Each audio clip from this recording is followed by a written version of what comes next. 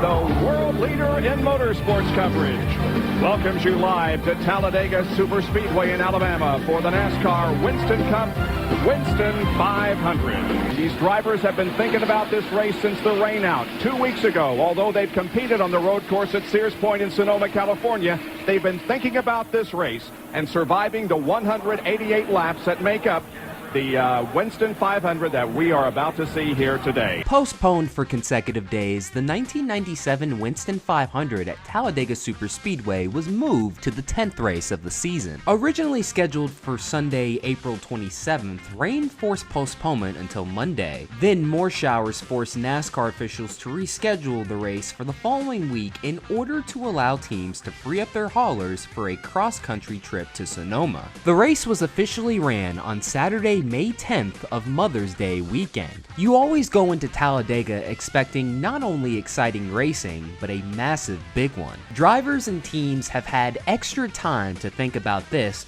Now there's no turning back. The green flag is out. John Andretti showcased the speed of Cale Yarborough's team as they would go on to win the pole and later that season would win at Daytona. Safe to say their superspeedway program was good at the time. They would end up leading the first 18 laps of the race, but nowhere near as good consistently year in and year out as Richard Childress Racing's. Dale Earnhardt had entered this race top 10 in points, but hadn't led a lap since the Daytona 500. You already know once he ended up taking the lead, the fans at Talladega went absolutely crazy. Dale Earnhardt wants to lead this race. He has not led since lap 49 of the Daytona 500. He will not get credit for leading that race because Andretti was in front as they crossed the line, but now Dale Earnhardt has taken the lead down the backstretch.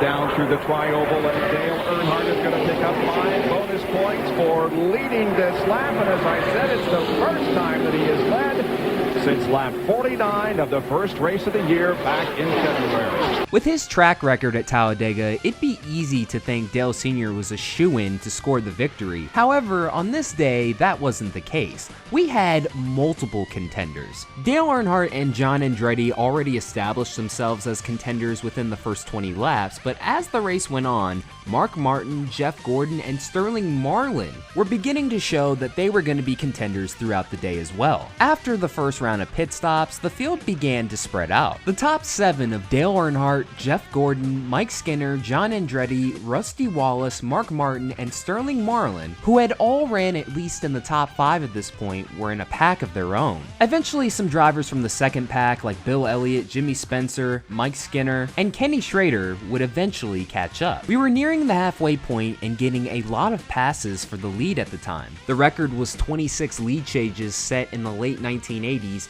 and this race could be on pace to barely break that. In the meantime, while they're swapping the lead, the man in black continues to be the most dominant. His buddy Rusty Wallace, who was looking like a favorite early on, not only had a bad pit stop, but would eventually run into more problems later in the race as they didn't get enough fuel in the car. While that Ford driver's day was basically over, the two Roush Racing Fords of Jeff Burton and Mark Martin, with the help of Jeff Burton, Mark Martin was able to take the lead for a very slim moment until Jeff Burton changed his mind. With less than 60 laps to go, the race had yet to see a caution.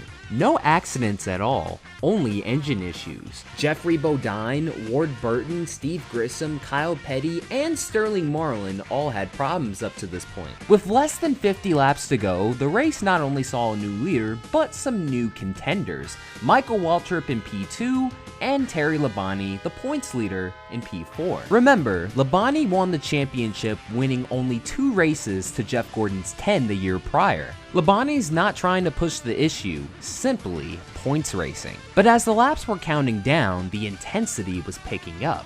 The Hendrick Motorsports drivers decided it was time to go, leaving Mikey all out to dry. The move was at a critical point in the race. The final cycle of green flag pit stops was about to take place. Jeff Gordon and Mark Martin seemed to be the clear-cut favorites. This final stop was going to be critical. All while this is going on, Rusty Wallace continues to have a bad day. Here is Bill Weber as Rusty is in. Oh, he's got to back up. He's got to back up. He's over the line. They're going to have to make it back up, and they've already taken the rear tire off the right side, so Rusty's going to have to back up after they put that tire on. This may get a 10-second count.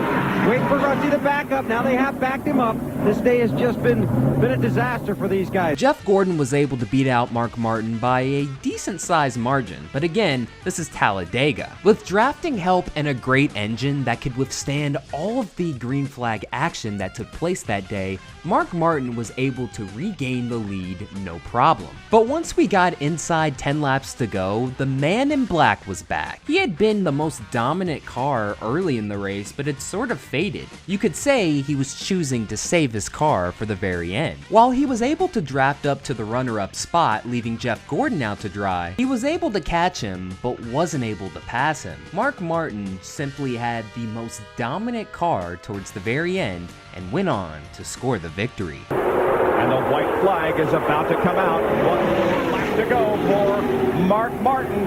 Earnhardt's right behind him, then Bobby Labonte, then John Andretti, and Jeff Gordon. And going forward for the last time at Talladega, waves the white. He announced today he's retiring after the Coca-Cola 600. What can they do? Here they come. Backstretch. Last lap. Let's see what movement someone makes, if any. Earnhardt takes no action at the moment. Everybody's staying in line. Yeah, he started to the full board, Bob. I don't know what he can do. Now he looks to the inside slightly in turn number 3, but there isn't a great deal he can do. He has to stay tucked in behind Mark Martin.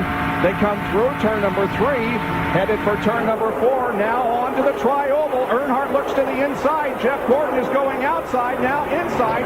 No move here. Mark Martin comes down and makes it 2 in a row. Martin wins. The Winston 500, Earnhardt, Bobby Labonte, John Andretti, and Jeff Gordon finished in that order. Mark Martin's 20th career victory came in what is now known as NASCAR's fastest race ever. And it's not an exaggeration, it's a fact.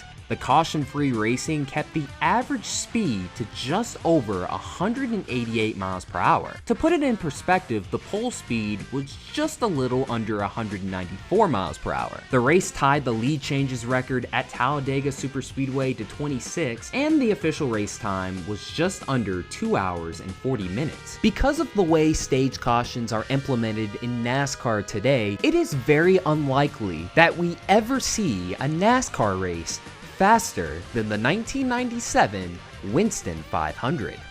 And once again, that'll do it for another video. Thank you guys so much for watching. This is Black Flags Matter. Catch you next time.